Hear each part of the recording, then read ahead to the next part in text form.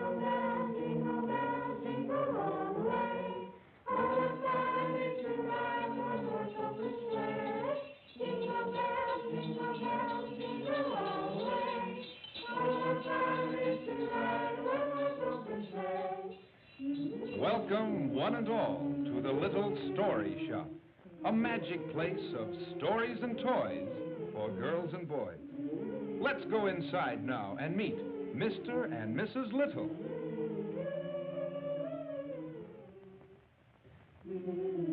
And here they are, Mr. and Mrs. Little. The children of the town love to come in and listen to their stories and see the toys. Maybe we'll hear a story now. Do you hear the carolers, Mr. Little? What does that remind you of? Yes, my dear, I hear the carolers. They remind me of a Christmas some time ago. Tell us all about it, Mr. Little. I believe it would be best if Mrs. Little told this story. I seldom talk about myself. Well, not very often, anyway. All right, sir. I'll tell it. There's a lot to learn in this story about Mr. Little, children. So listen. This story takes us back several years ago to another time just before Christmas. And as always, the boys were singing in the street. But things were a little different then. You see, Mr. Little wasn't always the friendly, pleasant gentleman he is today. In fact, he was rough, gruff, and just a little difficult to get along with. Why, he didn't even like the music. In fact, I don't think he liked anyone, which is not a very good way for a toy maker to be. Why don't they stop that infernal singing? Well, I frankly didn't know what to do. We were so awfully busy with Christmas so near, and I knew that Mr. Little was afraid he couldn't get all the toys made. I'd give anything for some good help. Did you say anything? At first, we didn't know who on earth said that. We looked all over, and then we saw him. What a strange little fellow he was. Where he came from, who he was, what he wanted, we had no idea. But he certainly was there. Well, now, did you say you'd give anything for some good help? Why, yes, I guess I did say that. Good. Then I'll go to work for you, and when I'm through, you'll give me anything I want in the store. Yes, certainly. But what can you do? You just watch me. Just watch me. My, you should have seen that little fellow go to work. Mercy, he worked so fast, why, we could hardly keep up with him. And night and day he worked away, doing this and that and everything. He stopped only for two things: to eat a little bread now and then, and to listen to the carolers. Joy to the world, the Lord is come. Let everything again.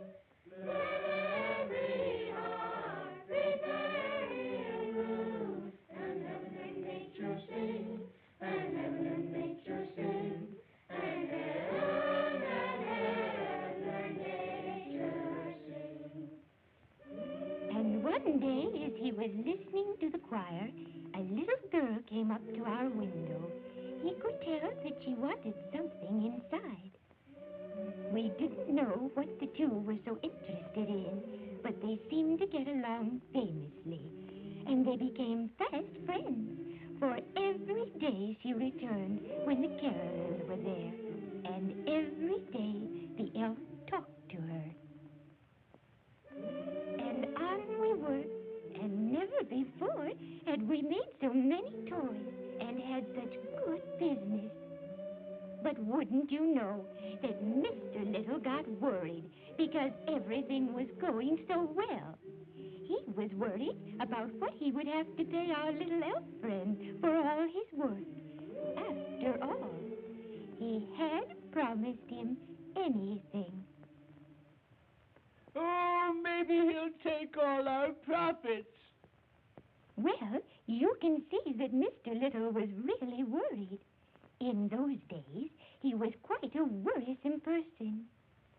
But everything seemed to go on smoothly. The elf worked harder than ever.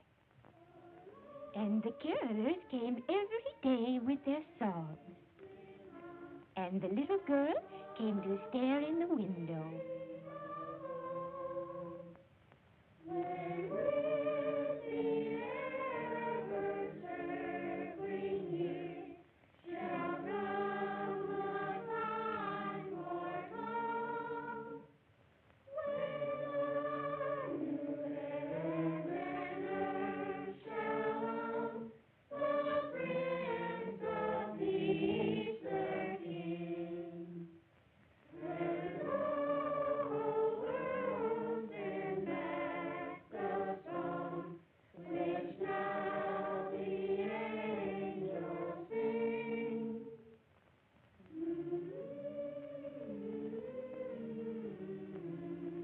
And finally, Christmas Eve came. And what a day that was.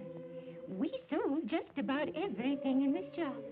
And our tireless little friend had helped us every minute. While we were sitting there, talking about our good fortune, we had a visitor outside our window.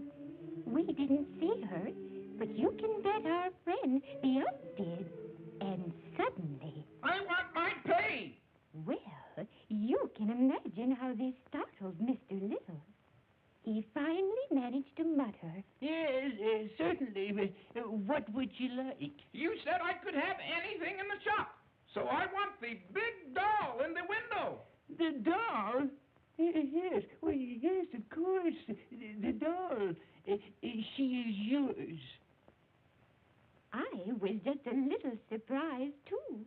And I could hardly believe my eyes as Mr. Little gave him the doll.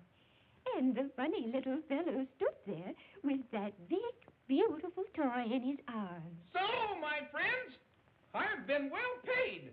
Thank you, and Merry Christmas! We were both speechless, to say the least. And before we knew it, the little elf was gone. This I cannot believe. He worked so hard, and for only a doll. I do not understand. I must follow him to see what he does with it. And that's exactly what Mr. Little did. Follow that little man out into the street.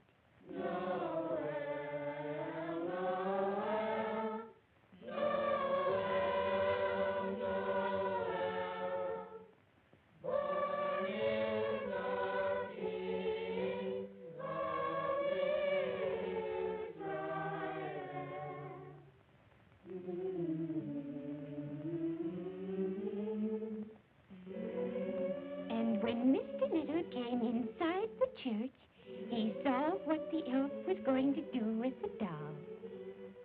He was going to give it to the little girl.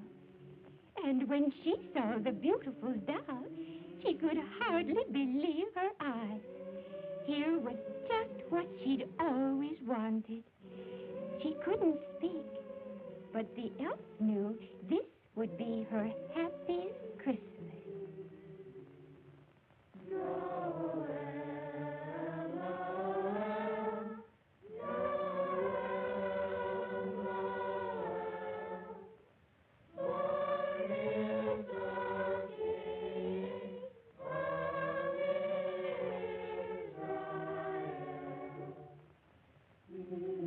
And all at once, Mr. Little was beginning to find out something new about Christmas.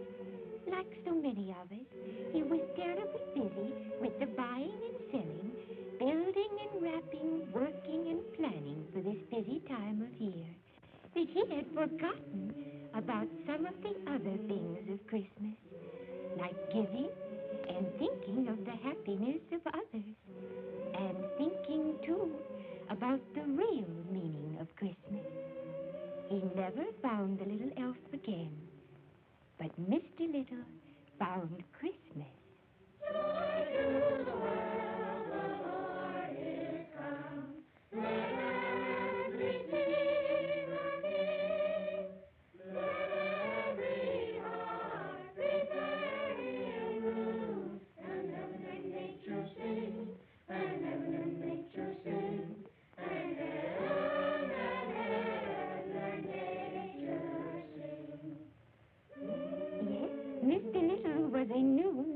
after that night, he came out of the church with a wonderful feeling of joy and peace.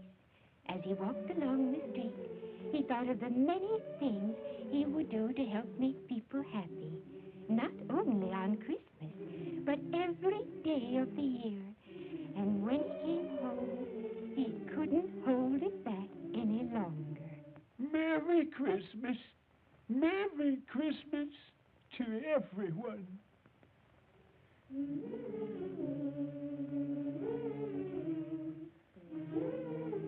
And so you see, that's what Mr. Little thinks about whenever he hears the carolers in the street. Yes, children, they taught me that there's a great deal more to Christmas than selling toys. And I've never forgotten it. And don't you forget it either. And that, children,